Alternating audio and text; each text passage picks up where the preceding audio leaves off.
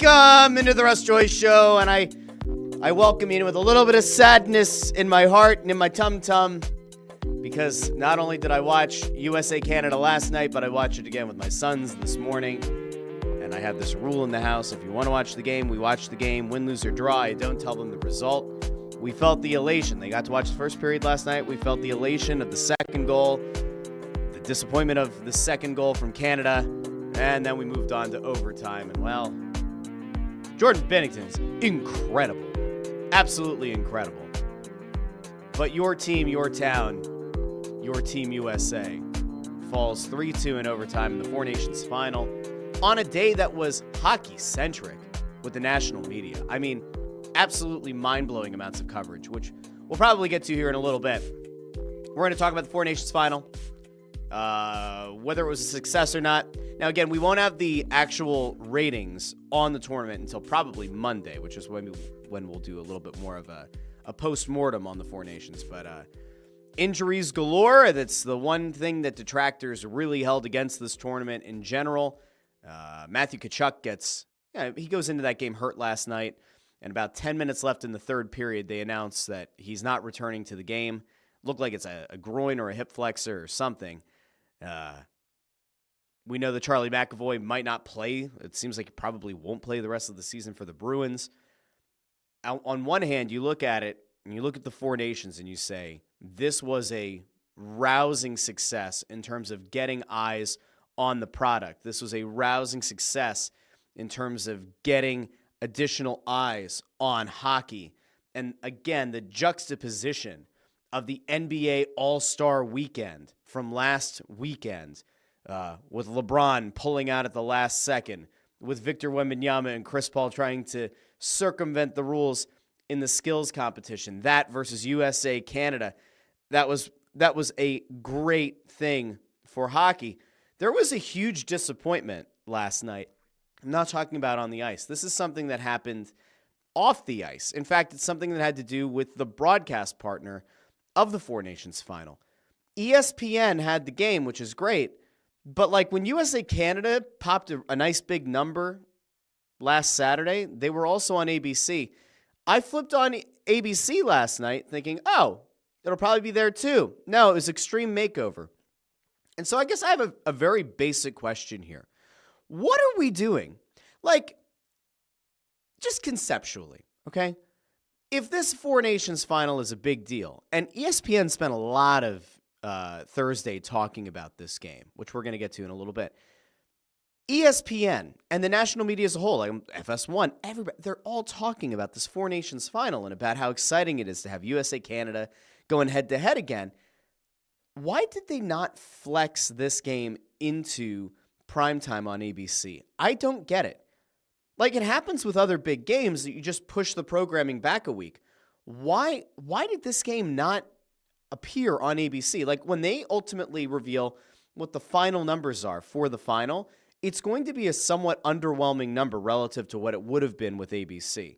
ABC is available in practically every home. It's available through every streaming provider. It's available through, like, free-to-watch TV channels as well. Like, ABC could bring you a nice big number to kind of put a big bow on the Four Nations, and instead you had ESPN and streaming, I guess, on ESPN+, but I was honestly kind of baffled, and I haven't seen anybody explain yet why they didn't get that scheduling. Like, was it because Disney made the calculation at some point that no matter who's in the final, it's not going to be worth supplanting the currently scheduled programming? Like, I don't know, but it was weird. I thought it was a genuinely strange call not to have the game on ABC. But we're going to get into the Four Nations. Speaking of Disney and ESPN, they tore up the rest of their contract with Major League Baseball, their broadcast rights deal. They're going to end it after the 2025 season. We're going to get to that because, in a weird way, I think both parties are going to benefit. But it's a very strange thing to see happen in these current times around media, and especially with an idea of, what ESPN's looking to do and how they're looking to kind of mitigate cord cutters. Like, we're going to get to that as well.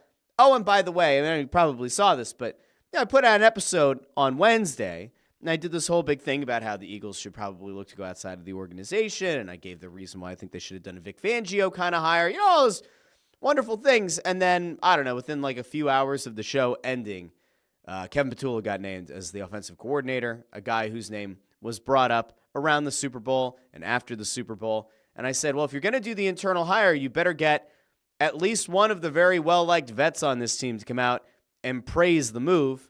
And right on cue, A.J. Brown did. So we're going to get to that later on in the show as well. But before we get there, let's go out to the comments. I have to be honest, this week has been weird just because of President's Day. We did a Tuesday show, a Wednesday show, we got a Friday show. That's 3 shows in 4 days. That feels a lot more compacted than normal, right? Feels a lot more compacted. I got a whole bunch of stuff I got to do, and I didn't put out an It's Just Wrestling. I have that planned for today, but then I noticed that my laptop is kind of like dying again. So it looks like I got to make a trip back to the Apple store for the second time in the 5 years that I've had the thing.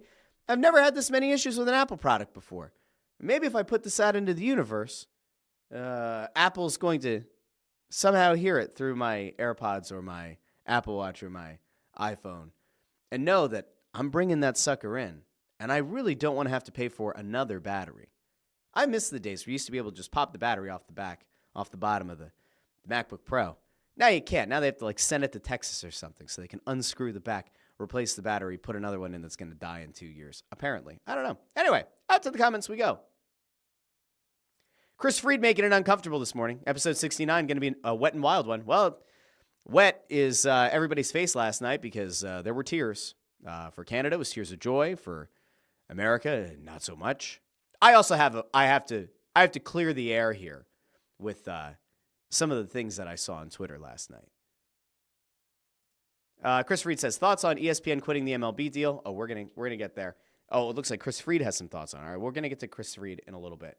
Eric Berkey says, U.S. crapped the bed last night. I don't know if I'd go as far as to say that they crapped the bed, but I certainly would go as far as to say, like, Binnington was incredible in overtime. The U.S. squandered some chances for sure.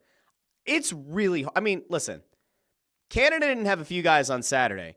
I'd be remiss if I didn't point out the fact that the U.S. was without Quinn Hughes, their best defenseman. They were without Charlie McAvoy, another very good defenseman, going up against a team with a ton of firepower in Connor McDavid, Nathan McKinnon, Sidney Crosby, etc. Like, that's a very talented Canadian team. And yes, it is the best of the best in the U.S., but going into a game, missing 2 guys on your blue line who are pretty important to what you do, that's going to make tough sledding, without a doubt. So that's where I'm at on that side of things. What was Austin Matthews doing on the final play where we see Connor McDavid get into the slot on his own, wide open, and get to deposit the biscuit into the basket? Like, I don't know. Looked like he was kind of pinching down into the corner to provide some support. But, like, you can't leave Connor McDavid wide open. And he did. And it wasn't like it was a super skilled shot. It was not quite point blank, but it was in a perfect spot. And you give arguably the best player in the world that kind of space and time, he's going to deposit that puck into the back of the net.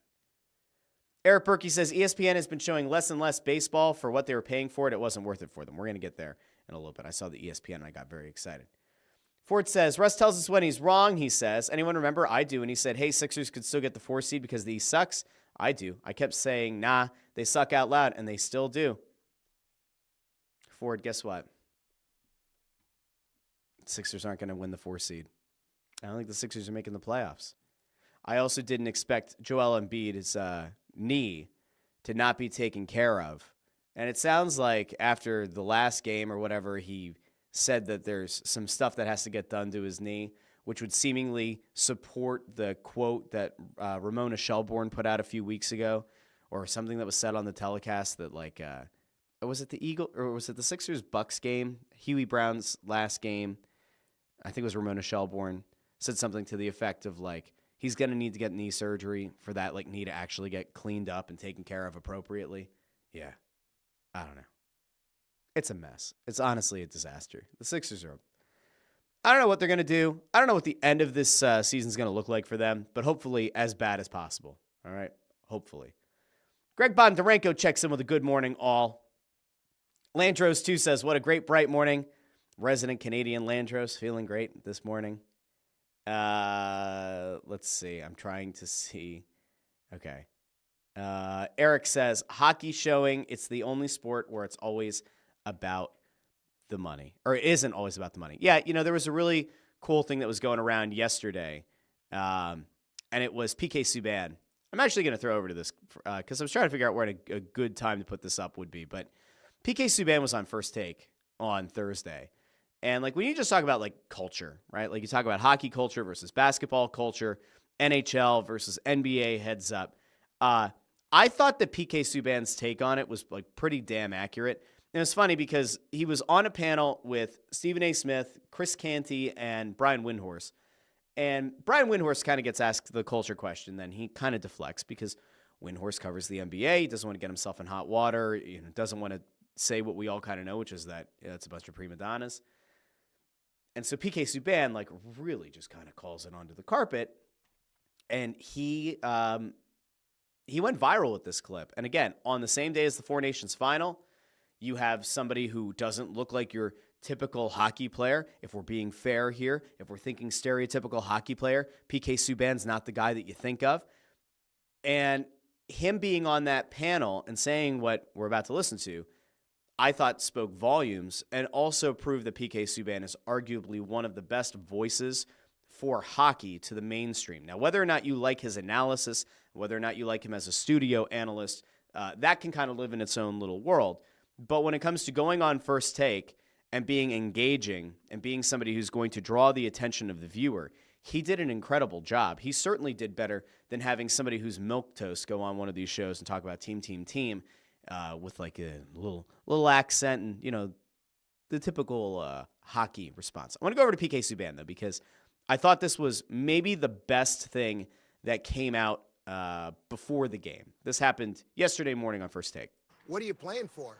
Like, if you're really about it, if you're really about sports, then you're about two things: your teammates and the fans. And I'm sorry, it doesn't matter how much money you're making. When you do not show up to play, you're letting your teammates down. When you do not show up to play, you're letting the fans down. This was, just for context, this was part of like a much larger overall discussion they were having. And yes, it was once again kind of like the juxtaposition of the NBA All-Star Weekend, LeBron pulling out late. Anthony Edwards didn't play, although he was hurt.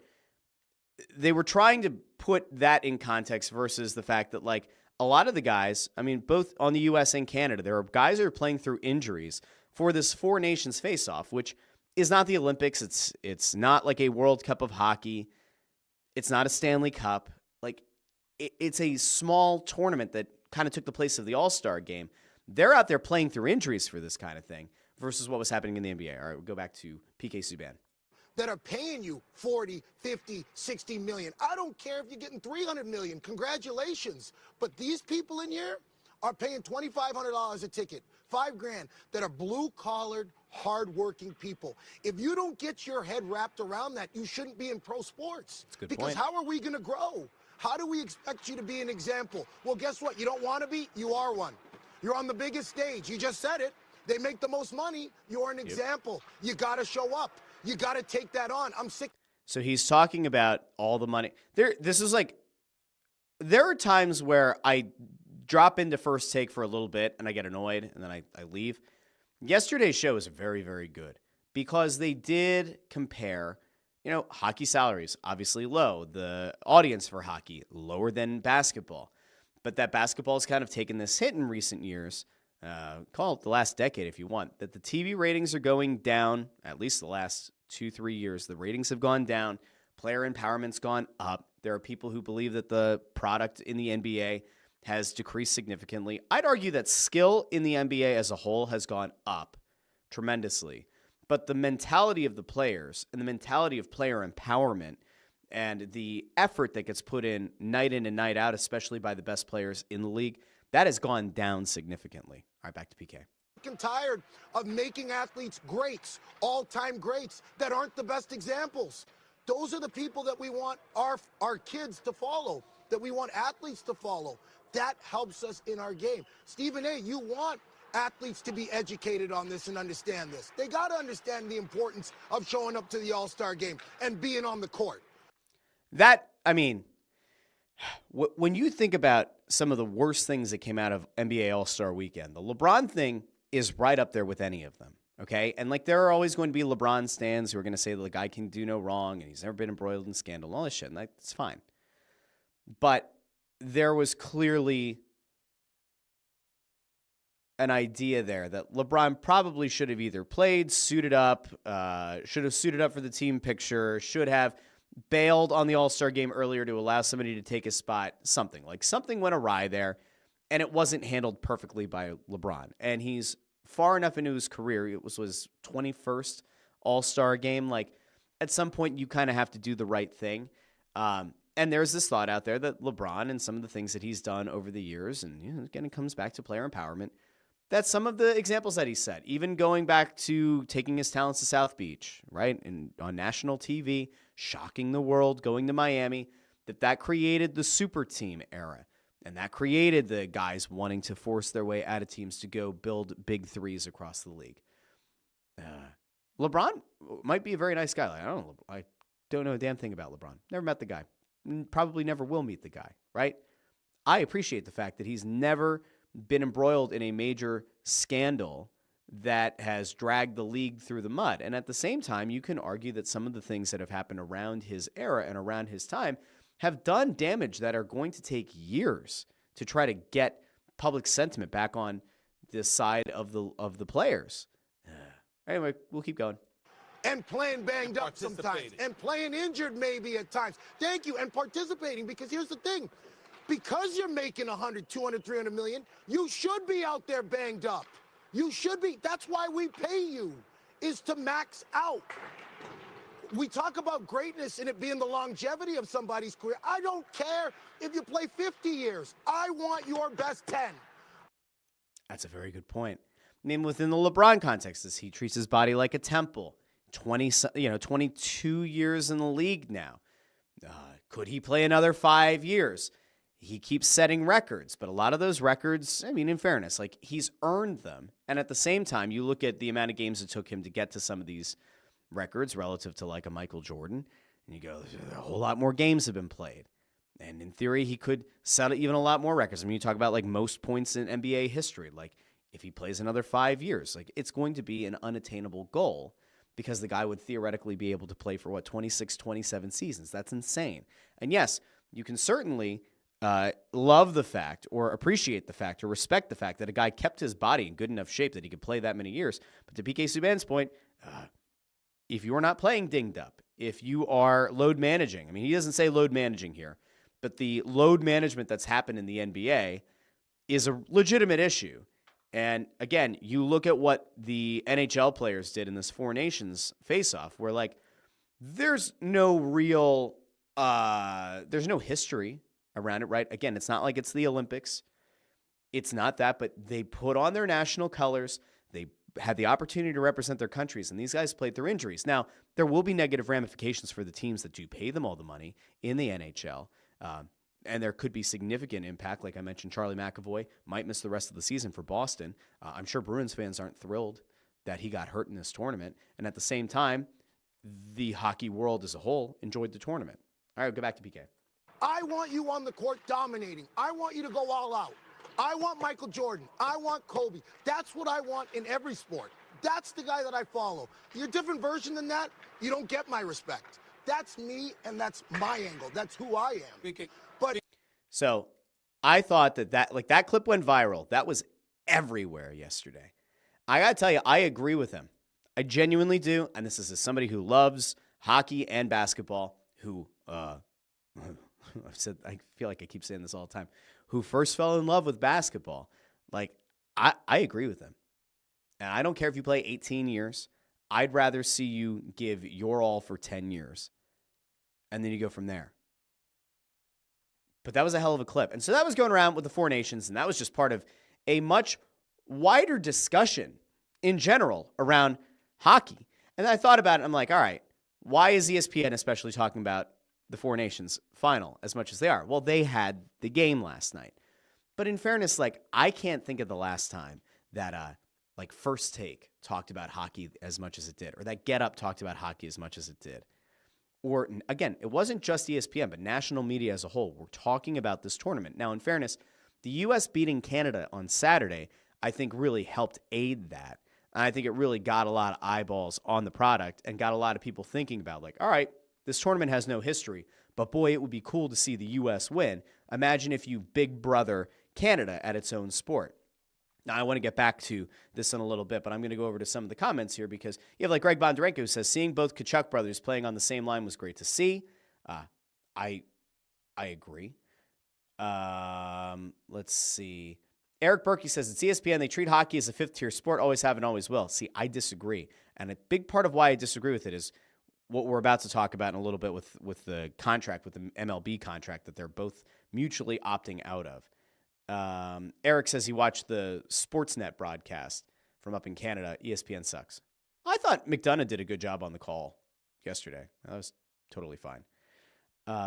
Jim Cochran says, as I watched the final last night, I kept thinking one thing. Is this what hockey's supposed to look like? Because that's not what it's looked like at the Wells Fargo Center for the last decade. I mean, what you were seeing last night, obviously, is the pinnacle of the sport. In a lot of ways, you're seeing best on best. And, like, that's a totally different level of hockey. But, yeah, it kind of, if nothing else, it's the atmosphere. The one thing that the Four Nations face-off did was give you playoff hockey in the middle of the NHL regular season. And I got to tell you, there was a take that I saw that drove me fucking crazy. Okay, like, I set out these days to just, like, try to be nice. But, like, when I see a dumb fucking take, like, it makes me so mad. And I don't know, maybe I just get mad because, like, this guy pissed me off once on Twitter and then he, like, tucked his tail between his legs and, like, didn't respond. He tried to, like, big brother me because he used to work for the Atlanta Thrashers at some point, I guess doing commentary or something. But, like, holy shit. So, where was it at? Yeah, here it is. So you get John Kincaid from 97.5 The Fanatic who goes, and he tweets this last night, and I'm like, I don't know what the fuck he's getting at. But it made me so mad to see it. Because it's a genuinely stupid point. And I'm sure he has a way to try to spin it into being some kind of a, revolution, like an incredible take that's going to just take the world by storm. But John Kincaid last night goes on to Twitter and he says, the one troubling part of this NHL-sponsored experiment is that it is drawing far more energy and excitement than their own regular season product. To that I say, no shit. Why is that a problem? Why is that troubling? It's an international tournament. It is a tournament that has been built on low expectations and then exceeding them exponentially. It is a tournament that maybe the most diehard hockey fans were looking forward to, but it was a tournament that saw some of the best, most competitive games at this time of the year we've seen in a decade. And we got to see a USA-Canada game on Saturday that took people who were even like me, who initially weren't excited about the tournament, and said, oh yeah, we're here for this, 100%. No shit people got excited about this. No shit that there was more energy and excitement around it than regular season games. That shouldn't surprise anybody. It's actually grifting. This is a grifting take. This is a disingenuous take because this thing replaced the All-Star game, which would have been a relatively dead crowd because nobody cares about All-Star games, right? Right. Regular season games. You know why they talk about the difference between regular season hockey and playoff hockey? I don't know. A big chunk of it is the atmosphere. So again, no shit people cared more about the Four Nations. No shit that the hockey community as a whole really tapped into the energy from USA Canada on Saturday, and they got themselves hyped up again for it for Thursday night's final because it's an entire nation behind their team. No shit people were excited about it, more so than watching Red Wings Blue Jackets like on a random Thursday night. No shit.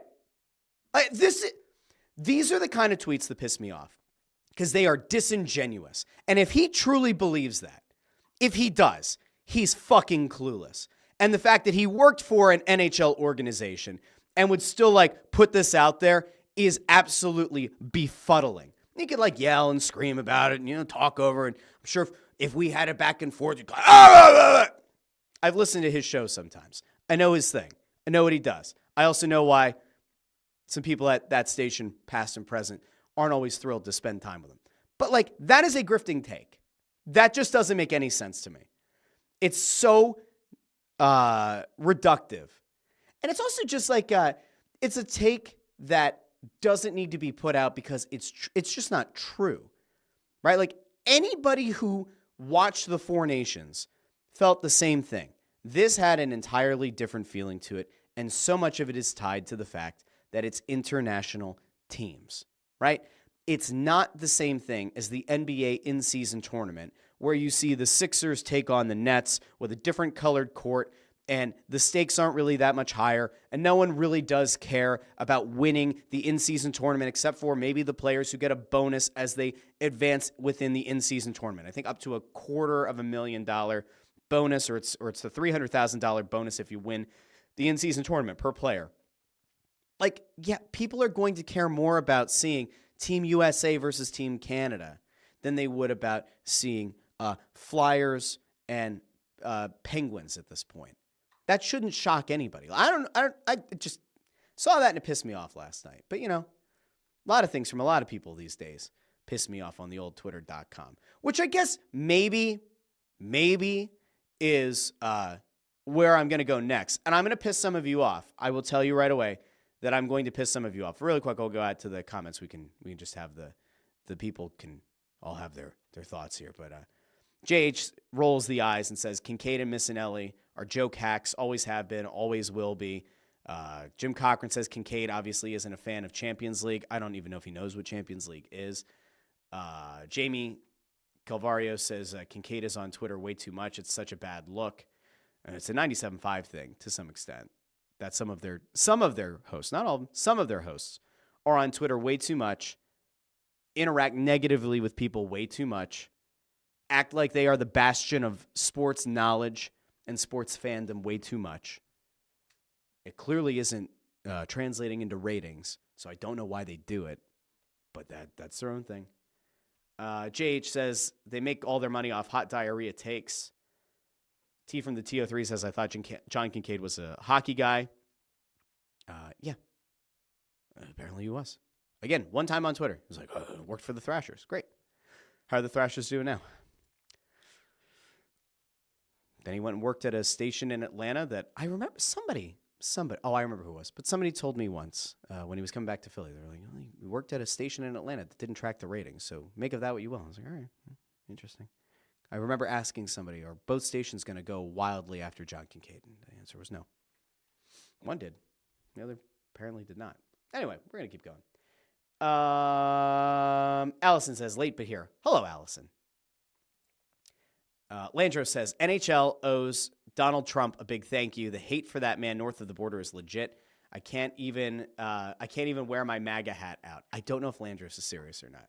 But yeah, there was a lot of hate. There was legitimately a lot of hate going around yesterday on Twitter, which I do want to get to here. And like I said, it's probably going to piss some of you off, but like whatever. It's my show. You can be mad at me, but we can all kind of shake hands at the end because that's what the show is built on. Allison's driving the kids to school. Madeline and Isabella say hi. They're in the car on the way to school. Have a great day at school. Stay out of trouble. Don't do anything I wouldn't do. Allison, did you pack a snack? Did you pack the lunch? Is that a hot lunch day? You got to go through the checklist. Orchestra. My kid has orchestra today. Had to send him out with a cello. Oh, just not a big fan of going off with a cello every day. Here we are. Ford says, what Kincaid can say is that the NHL doesn't get the same ratings. Sure, no shit. But again, the novelty of the product brings the ratings, and that isn't bad. I agree. Again, this is all about growing the game. There will be negative repercussions to the Four Nations, right? Injuries are the biggest negative ramifications that could happen, right? And if the Flyers were in a really good position, if they were in the midst of a really strong season, Travis Konechny, who was scratched last night, which I thought was actually a mistake, but whatever, they ended up winning, so good on Canada. But if Konechny or Sanheim had gotten hurt and you're sitting at like number 3 in the Eastern Conference and you lose Konechny or Sanheim for the rest of the year, Flyers fans are going to be pissed. And at the same time, I would be interested to see like how Flyers fandom would feel as a whole, because you say the guy went out and represented his country and he was part of this really awesome tournament. Do Flyers fans then have significant regret about those guys going on and playing in the tournament? Like, I'm not sure. I really don't know. I'm going to say something here that's going to piss some people off, and I apologize in advance because I love and care about so many people, but I have to tell you that there was some gutless bullshit that was like so hypocritical to me last night. And I know that no matter what I say, I can get labeled as being a woke left-tard, I was called not that long ago on Twitter. I could be told that I was a maggot, right? Maggot is the thing, for saying something about booing the anthem, like that being a bad look by the Canadians. So I somehow have maintained, I guess, my impartialness or my middle-of-the-road politics, right? Because I do try to look at everything fairly. I do try to look at things from like I think everybody's pretty damn crazy standpoint. But I got to tell you, I thought the hypocrisy yesterday on Twitter among people who were saying like, Donald Trump has ruined this tournament for me, and so I'm going to root for Canada. Never thought I'd root against my own Stars and Stripes, but Donald Trump has ruined this tournament, so I'm going to cheer for Canada. Can't believe this is going to happen, but, you know, I never thought... let me change it to another voice. I never thought that I would have to be forced to root against my country, but because Donald Trump is calling Justin Trudeau the 51st governor, I'm offended. And on behalf of all of my Canadian friends, I'm going to root for the Canadians. That's what I'm going to do. The hell with the Stars and Stripes. I'm going to root for Canada. Those people are fucking crazy. And by the way, I'm going to hit you with this. I thought that there was wonderful hypocrisy. There was dripping hypocrisy. And these people don't like to be called out, but I'll call them out. The people who, if you search their Twitter history, are the ones who whined and complained around like some Pride nights getting killed off or getting kind of put on the back burner. Those people who said hockey is for everyone, those people, right, who were offended or upset because there have been players or coaches or front office executives who haven't been like totally on board with Pride night, which you can feel about that whichever way you want. But there were a lot of people who kept saying hockey is for everyone, hockey is for everyone, hockey is for everyone. But apparently hockey's not for fans who don't agree with their political ideology. Those people, apparently hockey's not for them. It's not. So I hate to tell you, but if you are a Republican or somebody who likes Trump or somebody who, I don't know, thought it was okay that the sitting president of the country called the hockey team and talked to them on speakerphone, if you were offended, like if you thought, oh, that's actually kind of cool that a president called, the same way it would have been cool if Joe Biden or Barack Obama or George W. Bush or Bill Clinton, if any of them had called in on speakerphone and talked to the team, rational people would have been like, that's pretty cool. If they can't be there, cool that they called the team and they talked to the team. No, we can't have that. How could we have that in 2025? Nope, can't happen. Donald Trump called the team. Nope, can't root for America anymore. I'm actually going to, nope, turn my back on the country. I'm going to go root for Canada. I'm going to go root for Canada because I don't like the sitting president. Fuck off. Like, just shut the fuck up. Okay? You can't have it both ways. You can try to have it both ways. But if you are one of the people who is like railed for weeks, months, years, hockey is for everyone except people who don't agree with my politics, fuck off. That's where I'm at. You can be offended by that if you want. But remember, I have love in my heart for all of you. But it was so genuinely stupid. And I'm like going through Twitter yesterday because I'm on Twitter sometimes a little bit more than I probably should be. And I'm scrolling past these people yesterday, okay? I'm scrolling past them. Well, I enjoyed the Four Nations until Bill Guerin turned it into a MAGA, what the hell? It was like a MAGA cult event or whatever. What are we doing? What are we doing here? Seriously. I mean, like, I hear 51st state and I laugh. I work with people, some of whom think that Canada, like who work in Canada, some of whom think that Canada's going to get invaded. And some of whom are like, that's ridiculous. He's clearly trolling. Probably shouldn't do it as a sitting president, but he's clearly trolling, right? I'm not here to make excuses or to tell you that I agree or disagree with the rhetoric. But the fact that there are these people on Twitter yesterday, before this massive game, before this massive game on U.S. soil who are going out of their way to say, I don't like this guy, so I say, screw the U.S., I'm supporting Canada. Stop. Just stop.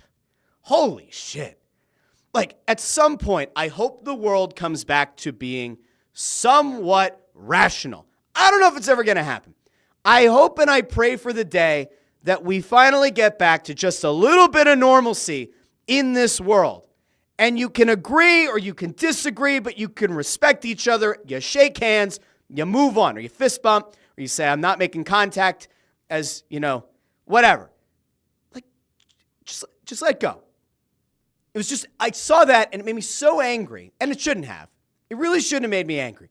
But I was like, man, don't say hockey is for everyone and then say I'm actively rooting against my country because I don't like the fact that the American team was talked to by a sitting president. Like, what are we doing? Ridiculous. It's insane. Okay. I'm done. Yeah.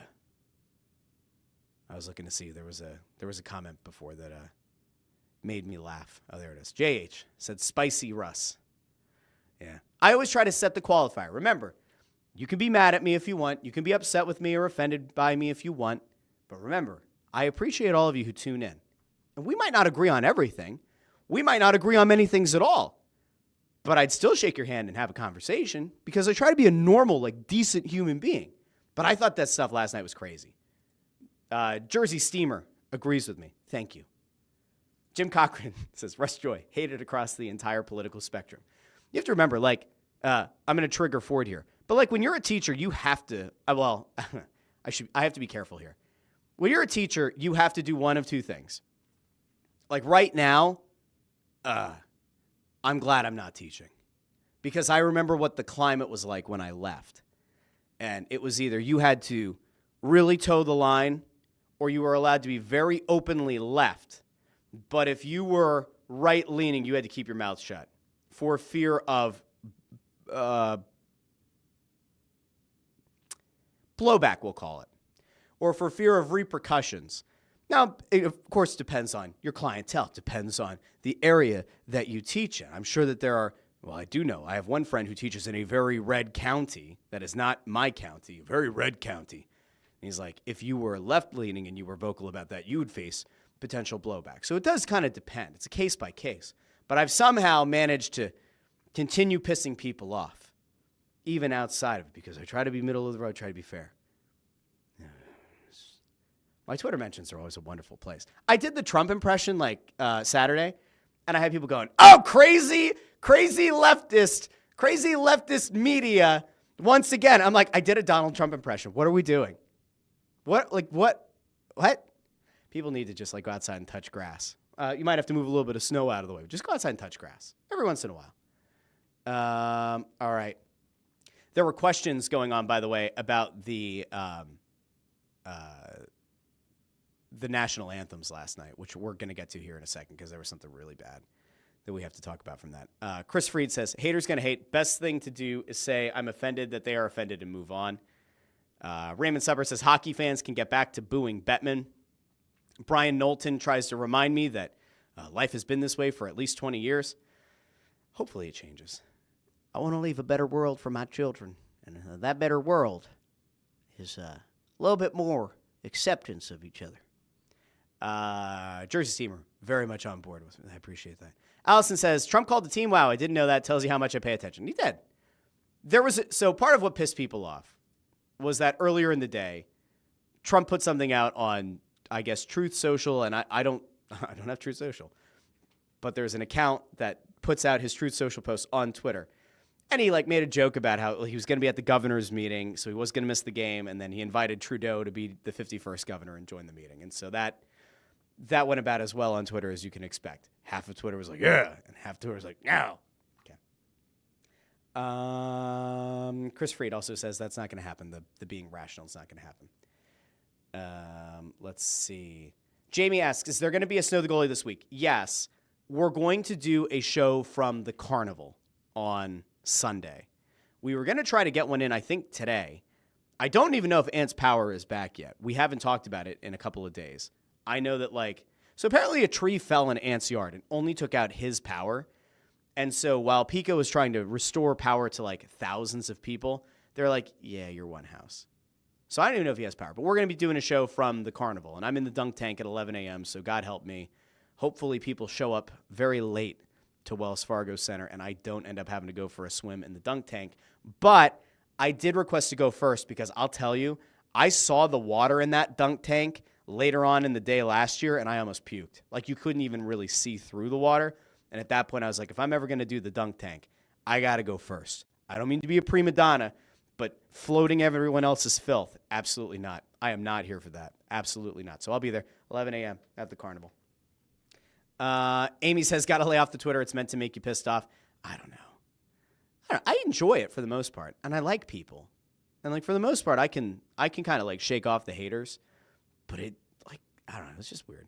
Dee says, meh, American Pride is dead. I get it. To each their own. Well, if you feel like American Pride is dead, you can feel like that, Dee. I know some people who would probably disagree, but that's okay. Ford goes, take Ford and Russ. Russ doesn't know shit about the Sixers. Fake news. And I do, but we can still shake hands when we see each other at Westmont Soccer this spring. Ford, if you approach me at Westmont Soccer, I don't know if we're going to shake hands. Depends on how you reacted in the most recent comment section.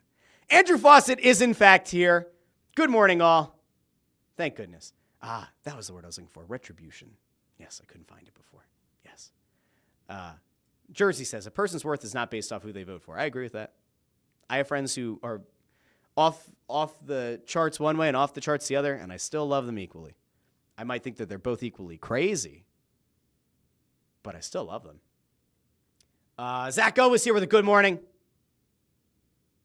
JH says, hearing you talk about your Twitter mentions is insane. I tune in fairly regularly and legit don't know what your political beliefs are and couldn't care less. Doesn't matter. Thank you, JH. If I told you where my political leanings were, you'd be shocked. Shocked, I say. Maybe not. I don't know. Let's see.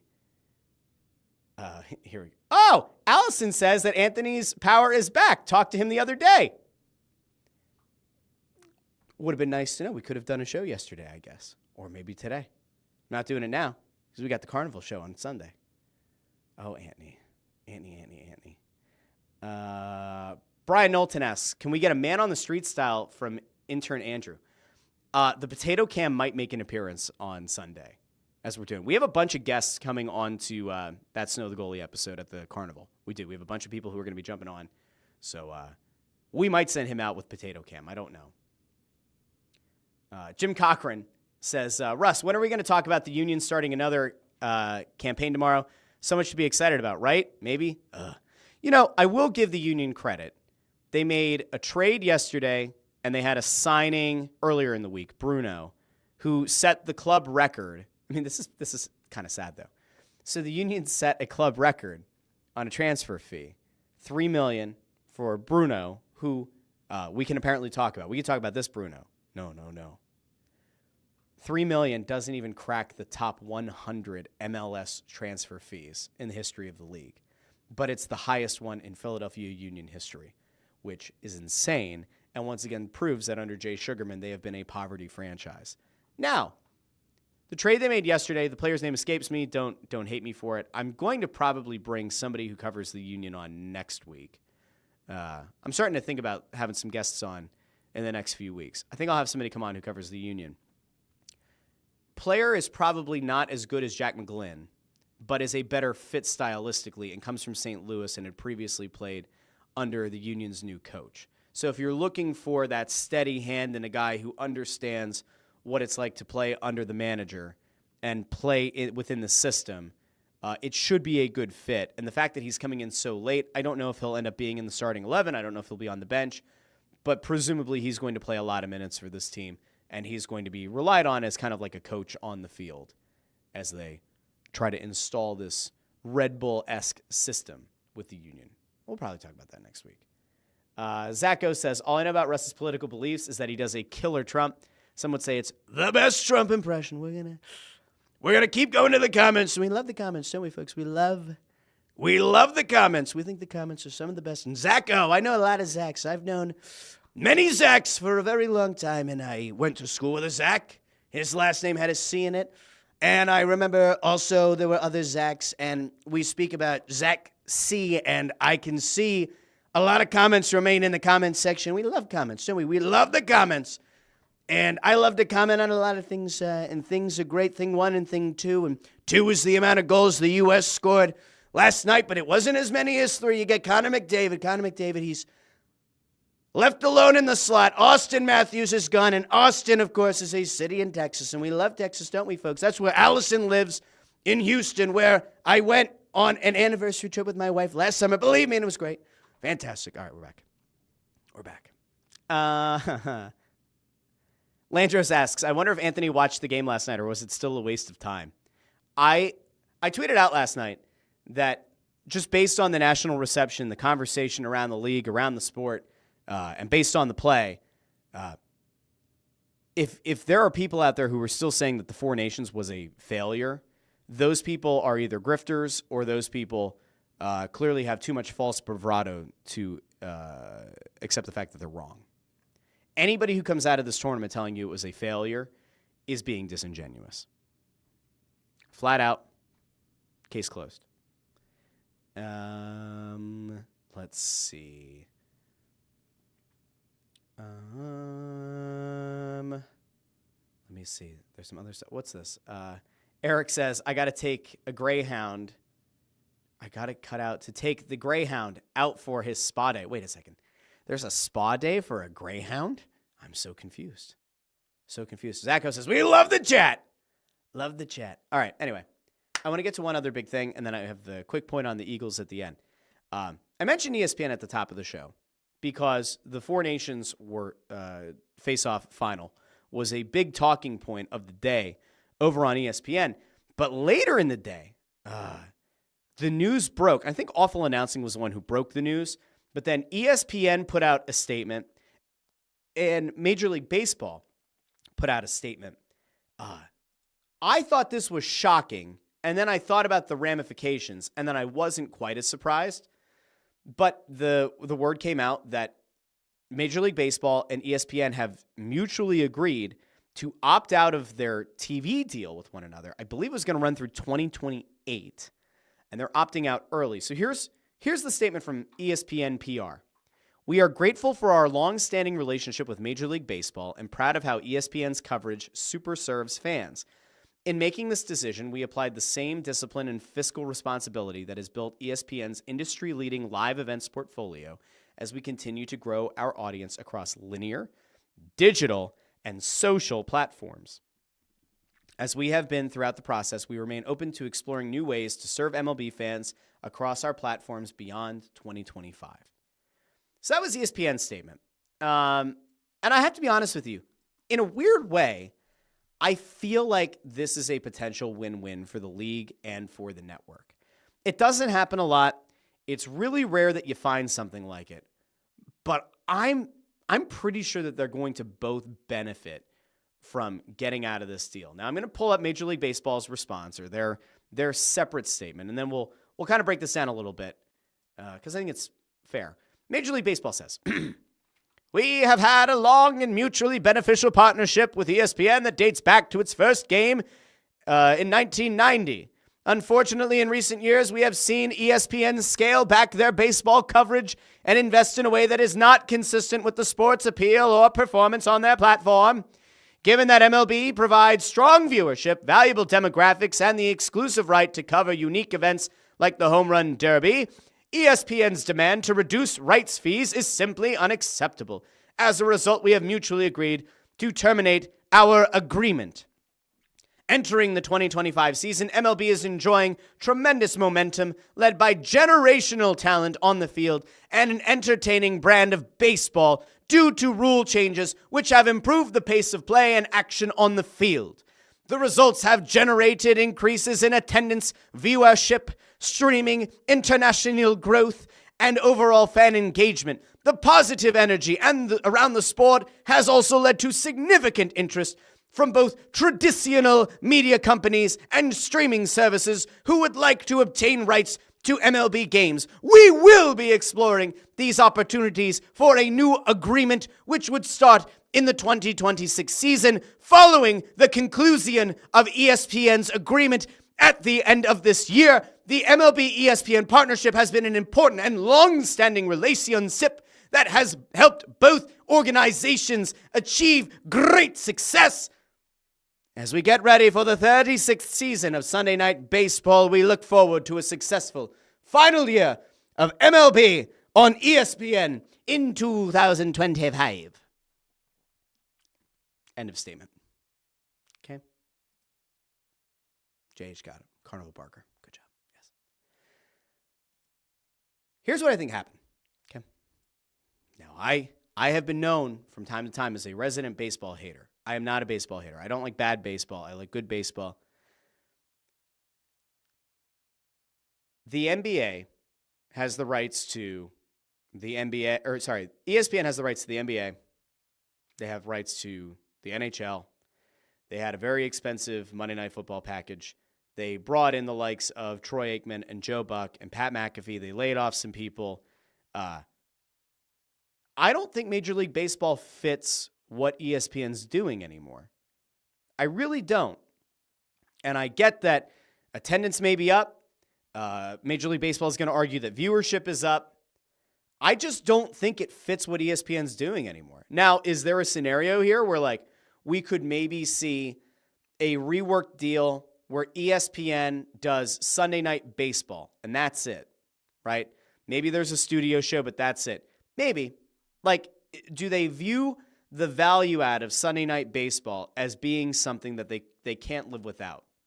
I don't know. I will tell you that the NHL could probably give you a little bit of insight into what happens when ESPN doesn't own the rights to your league. They will not actively talk about you nearly as much as you want them to.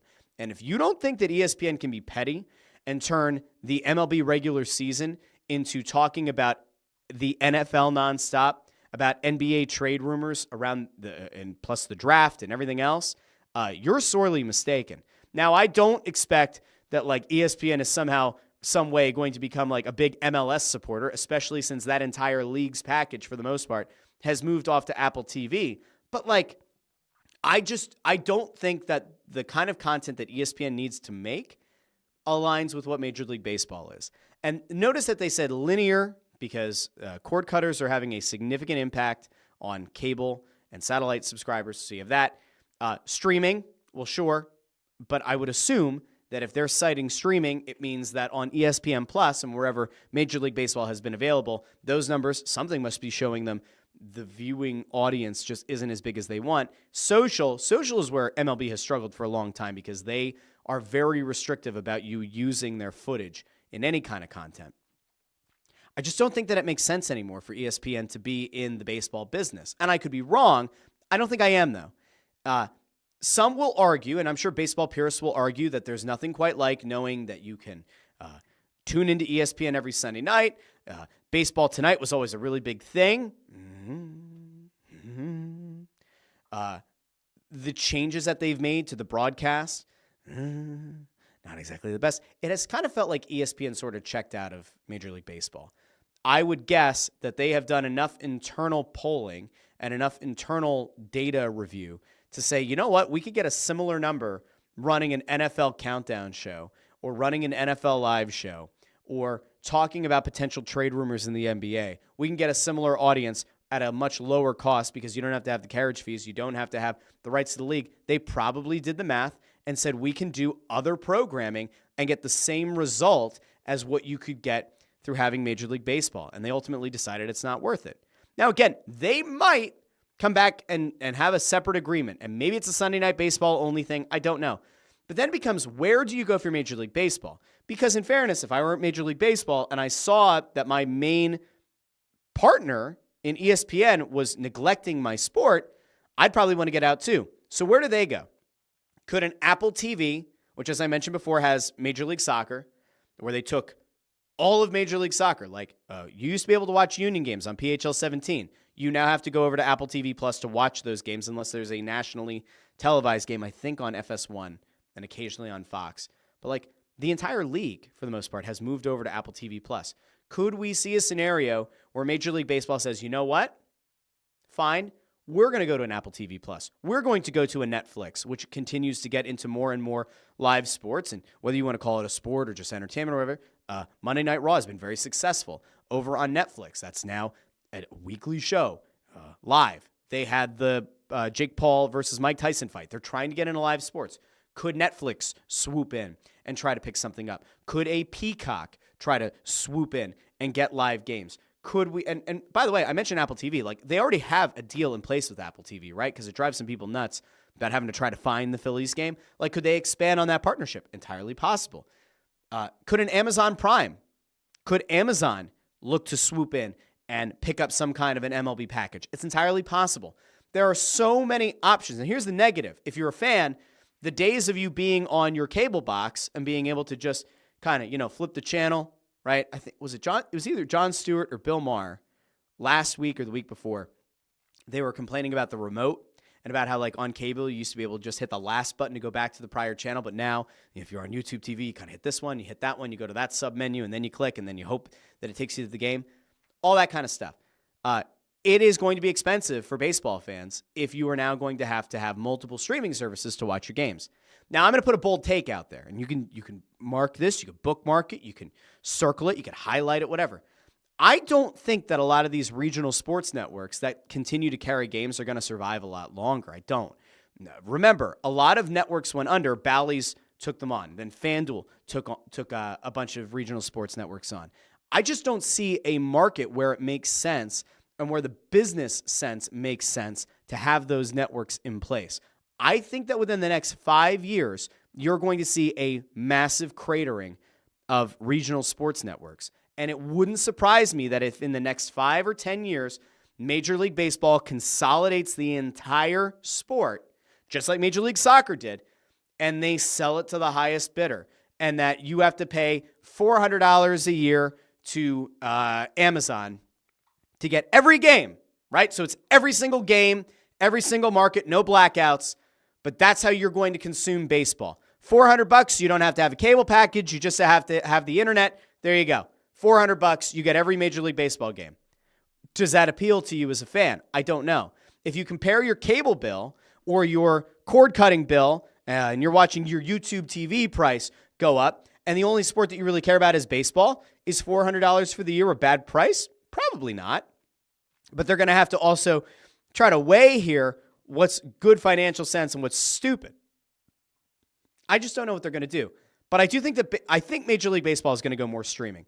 I don't see a scenario where you get like TNT saying, yes, we're going to come in. Now, remember, TNT has the NHL. Again, sports or entertainment. They do have AEW that has a show on TNT and one on TBS. Could you see a scenario where TNT maybe tries to step up and say, we want to take over the ESPN package? That's going to help us kind of replace the NBA. Sure, it's not at the same time of year, but you're still trying to have a valuable sports league in your portfolio. Maybe. I don't see it, but maybe. If they do, I'd also expect that that's going to have some ramifications and could have a ripple effect when it comes to Max, their streaming platform. Like, maybe they're the dark horse. Maybe they're the ones to keep an eye on. But, like, other than that, I don't know.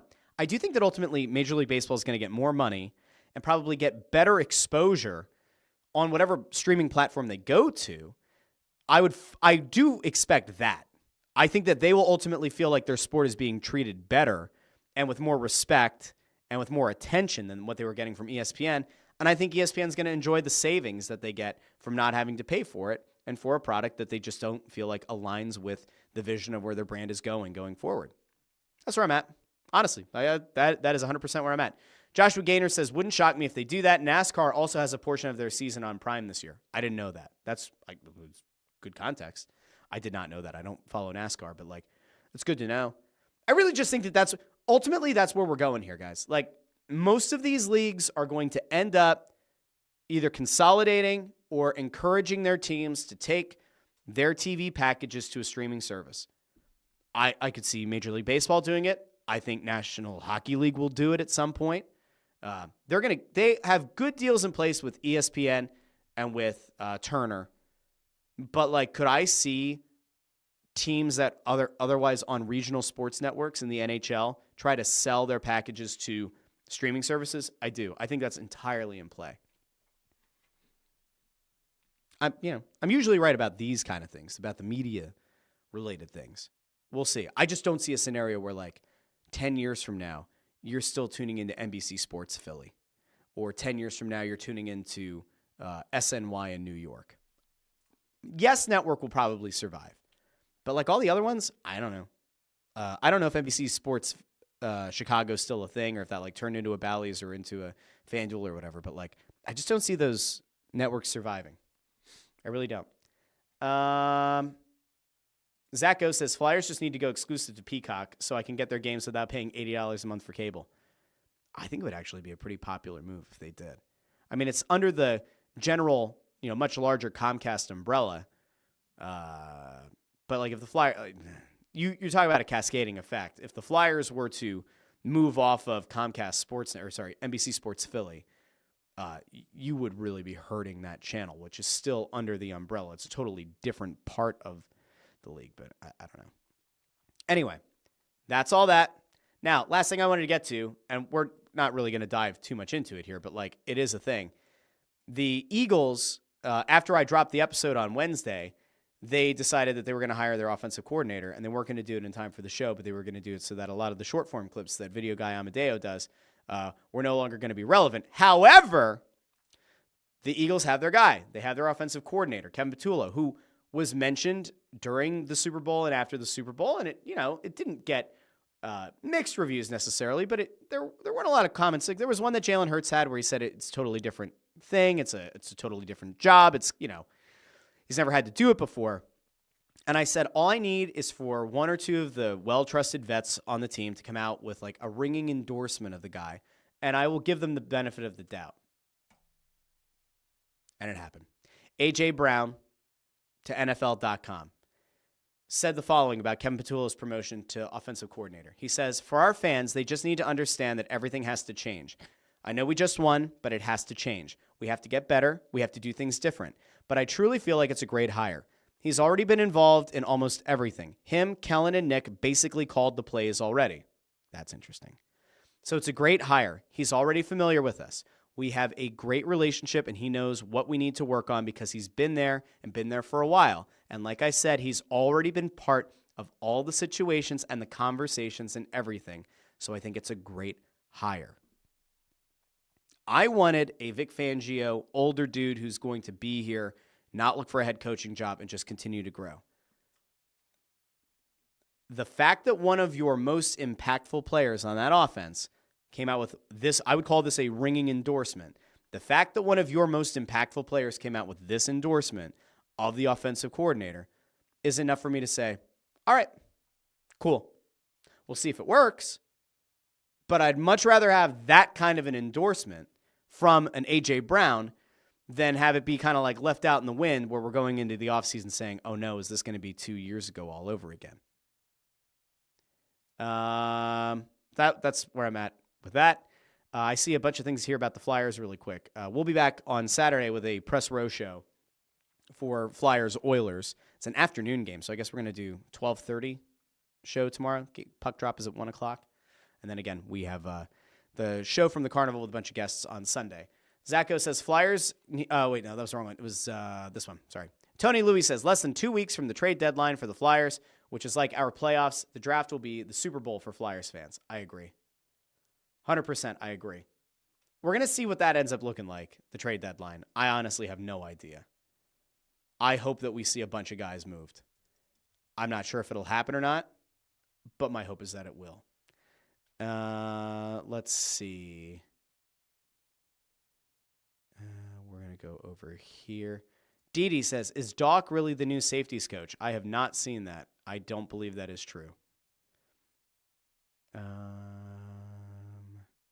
Ford says, Russ said, go get an older guy who won't leave in a year. They sure didn't do that, but the continuity is good. I agree. Zacho says, lower the ceiling, lower the floor. Time to trade Risto and Lawton and make some trade deadline moves. Can't wait for the offseason and the draft. I agree. You know what? Let's end on a little bit of positivity. Okay? Happiness today. We had a nice time. I appreciate everybody who joined me live on YouTube, X, and Facebook. If you haven't done so already, like the video, share the video, subscribe. And if you listen in podcast apps like Apple Podcasts, Spotify, Pandora, Amazon Music, do me a favor. Make sure you subscribe to the show. If you're on Apple Podcasts, leave a 5-star rating and a 5-star review. You can talk about the things that you love about the show or whatever, and I'll read it here on the show. So I will talk to many of you on Saturday, 12:30 for the Press Row Show. I'll talk to some of you on Sunday, either in person or online, for the Flyers Charities Carnival, where I'll be in the dunk tank at 11 a.m. I believe the show is also going to go live at either 10:30 or 11 a.m., so keep an eye out on the Snow the Goalie channel for that. I'll have an It's Just Wrestling later today, and Monday, 8:30 a.m., I'll be back with the Russ Joy Show. Until then, I've been Russ Joy, but you knew that already because you're smart, and it's also the name of the show. Have a great weekend, everybody. Talk to all of you very, very soon.